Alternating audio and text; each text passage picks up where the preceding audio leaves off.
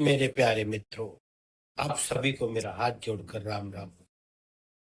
दोस्तों, आप या हम, हमारे सबके जीवन में जब भी कोई ऐसी अनहोनी होती है, घटनाएं होती है या अचानक कोई हमारे जीवन में दुख आ पड़ता है ना, तब हम ये सोचते हैं कि ईश्वर ने हमारे साथ बुरा किया, ये नहीं होना चाहिए,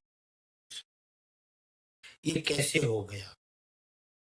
पर दोस्तों, ईश्वर, प्रकृति, महादेव हमारे साथ कभी बुरा नहीं करते हैं।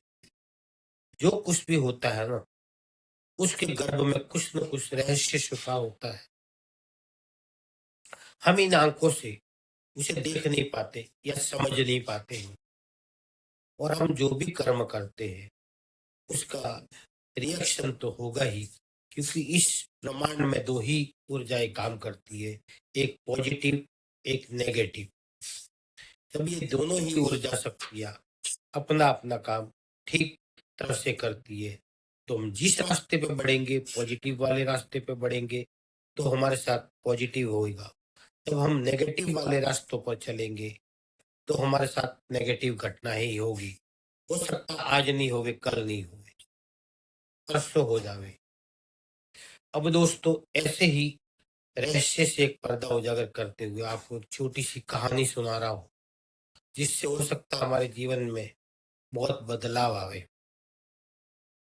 दोस्तों, ये कहानी है एक साधक की, जो अपने जीवन में भगवान के लिए जैसी भी यथाशक्ति से साधना करता, गंगा किनारे रहता था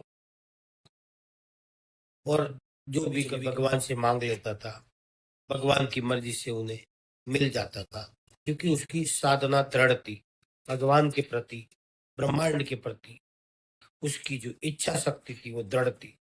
हम जब अपनी पूरी इच्छा शक्ति से ब्रह्मांड से ऐसा कुछ जो हमारे लिए जरूरी है मांगते हैं ना, तो दोस्तों यकीन मानिए, ब्रह्मांड अपनी तरंगों से संपूर्ण ब्रह्मांड में उस हमारे शब्दों को भेजकर हमारे कार्य को कहीं न कहीं सिद्ध करने की कोशिश करता है। ये ऐसी ही एक घटना है। दोस्तों, उस दिन उस साधक को मन में ये आया कि चलो बहुत दिन हो गए साधना करते-करते। आज हमारे मन में कुछ मीठा खाने की इच्छा हो रही है, तो कुछ शीरा वगैरह मिल जाए, तो आज मन तृप्त हो जाए। अब दोस्तों, ये सोचते-सोचते वो थोड़ी देर गंगा किनारे टहल रहा था, तभी उसने देखा कि एक पत्ते के दाने में कुछ आ रहा है। वो गंगा जी में उत्सुकतावश गया, देखा तो उसमें शीरा भरा हुआ था। उसने वो शीरा लेकर के गंगा जी के किनारे पर आया, बैठा और महादेव को धन्यवाद दिया कि हे महादेव, आपने मेरी हृदय की इच्छा को पूरा कर दिया। मुझे शीरा खाने की तमन्ना थी, आपने वो शीरा मुझे सामने से लाके प्रदान कर दिया। खूब खूब धन्यवाद दिया।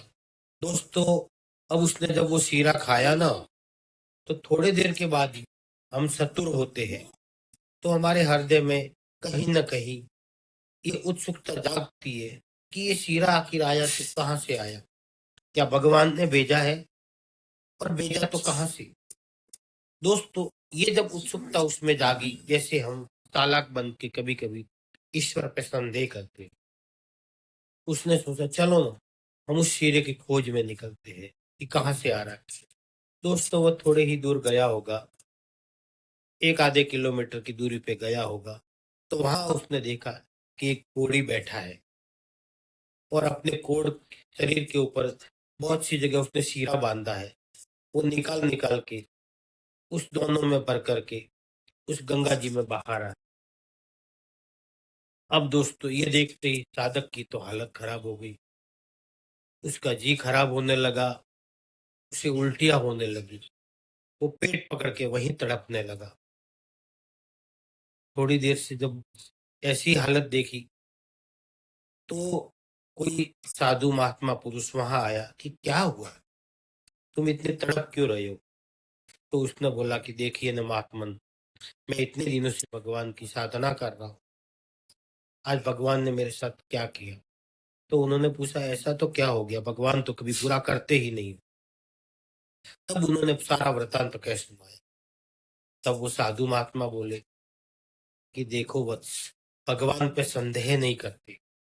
तुमने भगवान से मीठे की कामना की थी और वो भी शीरे की, और भगवान ने तुम्हारी कामना को सुन करके तुम्हें शीरा भेजा। अब उस शीरे में वह विष है कि अमृत है, वो तो पता नहीं, पर भगवान ने उसे प्रसाद बना दिया, तुम्हारी तृप्ति हो गई। तुम क्यों इतनी गहरी खोज में निकले कि कहाँ से आ रहा है? क्योंकि ईश्वर को कभी कोई जान नहीं पाया, न समझ पाया है। ईश्वर को कोई समझ नहीं पाता है। ईश्वर में समाया जा सकता है, या ईश्वर को अपने हृदय में समेटा जा सकता है, उतारा जा सकता है। क्योंकि ईश्वर सूक्ष्म से भी सूक्ष्म है, तो हमारे हृदय में समा सकते हैं, और विराट से भी विराट की संपूर्ण ब्रह्मांड में भी उनका एक ही शरण आ जाता है। वो अपने विराट स्वरूप से संपूर्ण त्रिलोकी को एक ही पग में माप लेते हैं। तो दोस्तों, ये कहानी हमें यही शिक्षा देती है कि कभी भी हमें भगवान के सामने चतुराई नहीं करनी चाहिए और ज्यादा गहराई में नहीं उतरना चाहिए। अगर हम संसार में चलते हैं तो सब कुछ भगवान पे छोड़ते हुए अपनी मेहनत को निरंतर जारी रखना होगा। आगे सब नारायण महादेव संभाल लेंगे। जय श्री कृष्ण। आप सभी को कहानी कैसी लगी कमेंट करके जरूर बताएं।